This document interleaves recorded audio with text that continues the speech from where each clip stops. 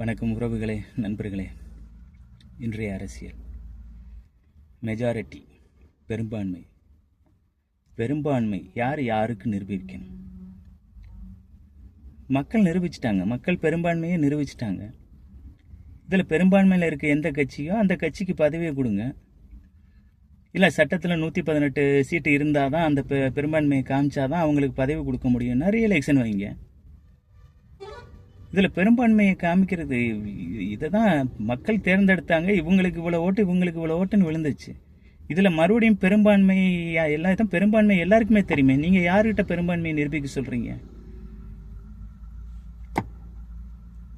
என்ன எல்லாம் ஒவ்வொரு கனவுகளோட, ஒவ்வொரு மாற்றங்களை எதிர்பார்த்து ஒவ்வொருத்தவங்களும் ஒவ்வொரு 75%, ஒரு 50% மக்கள் ஒரு தலைவரை தேர்ந்தெடுத்திருக்காங்க. 25%, 20% ஒருத்தங்களை தேர்ந்தெடுத்திருக்காங்க. 30% ஒருத்தங்களை தேர்ந்தெடுத்திருக்காங்க.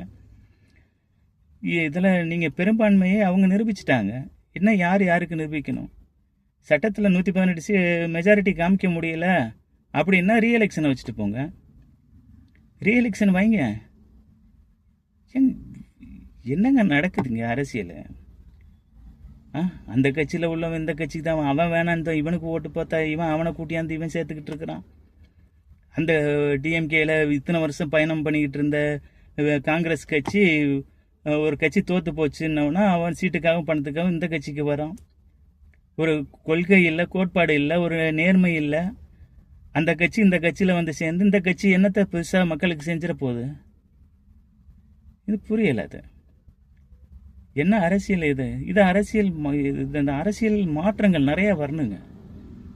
இது வேணாம். ரீஎலெக்ஷனை வச்சிருங்க. நீங்கள் ரீஎலெக்ஷன் வச்சா எவ்வளோ செலவாகுமான்னு கேட்குறாங்க. யாருக்கு ரீஎலெக்ஷன் வச்சா யாருக்கு எவ்வளோ செலவாக போகுது?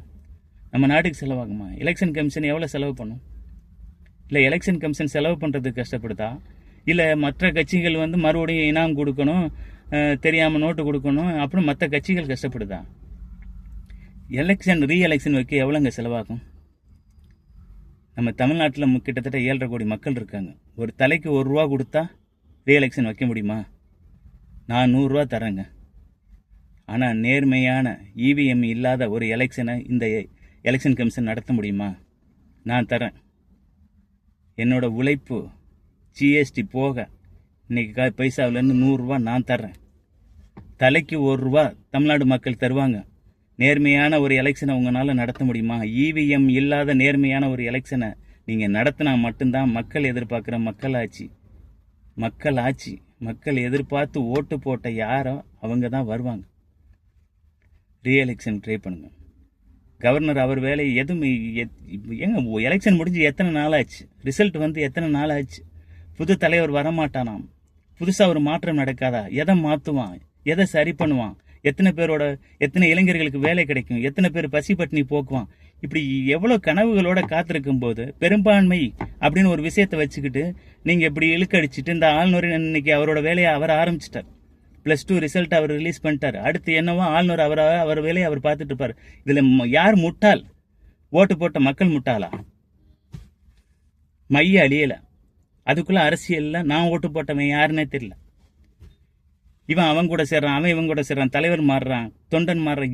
என்ன நடக்குது? அது 5 வருஷத்துக்கு ஒருக்க வேலை இல்லாமல் நாங்கள் ஓட்டு போடுறோம்.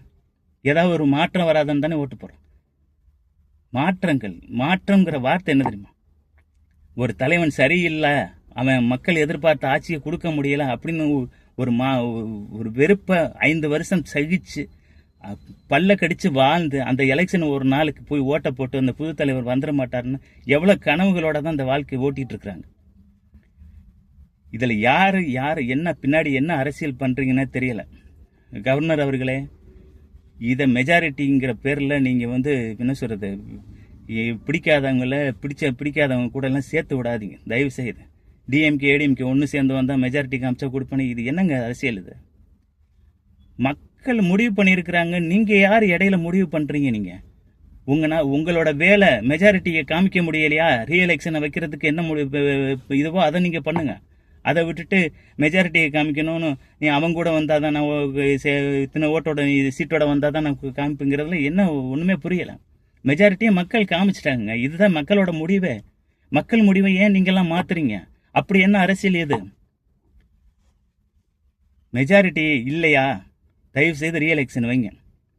தமிழ்நாட்டில் உள்ள மக்கள் ஒவ்வொருத்தரும் ஒவ்வொரு ரூபா கொடுத்தா, 10 ரூபா கொடுத்தா, 100 ரூபா கொடுத்தா ரீஎலெக்ஷன் நடத்த முடியுமா? மக்கள் ரெடியாக இருக்காங்க. தயவு செய்து யோசிச்சு ஒரு முடிவெடுங்க. ஜெய்ஹிந்த்.